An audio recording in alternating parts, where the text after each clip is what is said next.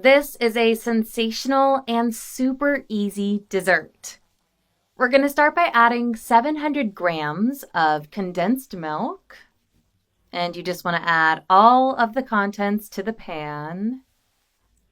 Then you're going to add 2 tablespoons of cornstarch and just stir and mix really well before turning on the heat. Now, it's important to dissolve all of that starch before you turn on the heat. So make sure it is all really well mixed. Then we're going to add 400 grams of cream, 500 milliliters of milk, and 1 tablespoon of vanilla extract. Now just keep stirring until everything is super blended. And then once the mixture is smooth, we're just going to turn on the heat to medium and stir really well. Now, when you make a recipe with starch, it's really important to just stir constantly.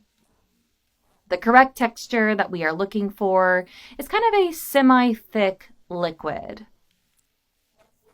So now we're going to add 24 grams of hydrated, unflavored gelatin and just stir everything again to incorporate all of your ingredients. And for this stage of the recipe too, you just want to turn off the heat and just continue stirring. And then we're going to add all of the contents to a bowl. Of course, be careful not to burn yourself. And next, we're just going to refrigerate this for 4 hours. Now, while that's happening, we're going to melt the chocolate in a bain-marie. Now, add 2 tablespoons of cream. And you want to just mix until it forms a delicious ganache. Now, go ahead and set aside to finish the rest of the recipe. So at this point, we're going to remove all of the cream from the mold until it has chilled. And you want to use a cutter to cut the dough into circles. Now just remove carefully and repeat the process with all of your dough. You want to be careful, but this is super easy and will have such a tasty result. Now just carefully remove the pieces just like this. And go ahead and remove the excess dough.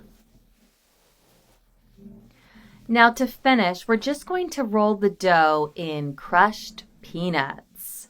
Now, of course, this is one of those ingredients that if you don't like peanuts, you can replace with chestnuts if you prefer, but the peanuts are great. So just add to a plate and then finish by adding the ganache on top of your pieces of candy. You want to just finish the process with all of your sweets.